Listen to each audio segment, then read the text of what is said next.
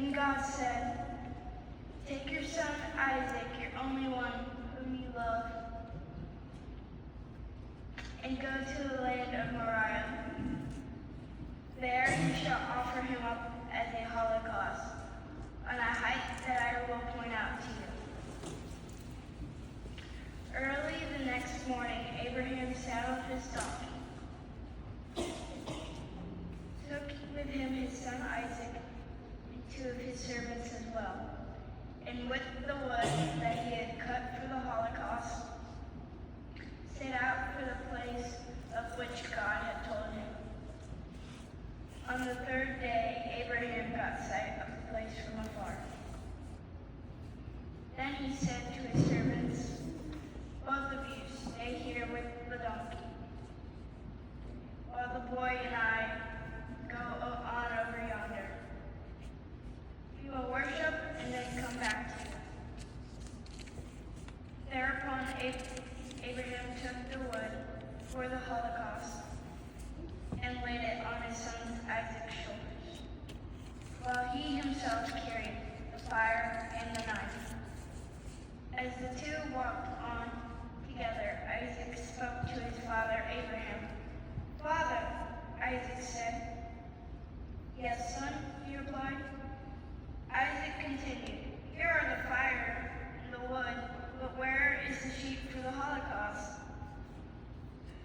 "Son," Abraham answered, "God himself will provide this sheep for the holocaust."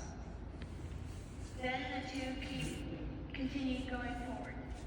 When they came to the place of which God had told him, Abraham built an altar there and arranged the wood on it. Next, he tied up his son Isaac and put him on top of the wood on the altar. Then he reached out and took the knife to slaughter his son. But the Lord's messenger called to him from heaven, "Abraham, Abraham!"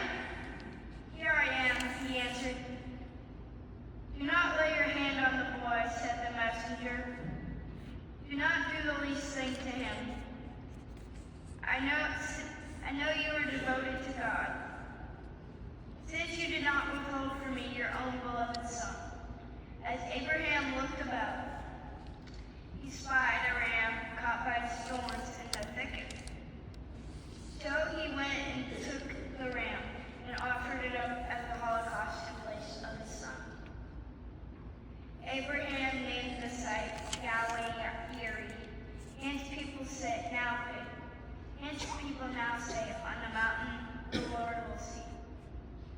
Against the Lord's messenger called to Abraham from heaven and said, "I swear by myself, declares the Lord, that because you acted as you did, and not withholding from me your own beloved son, I will bless you abundantly, and make sure your descendants as countless as the stars and the sands of the seashore.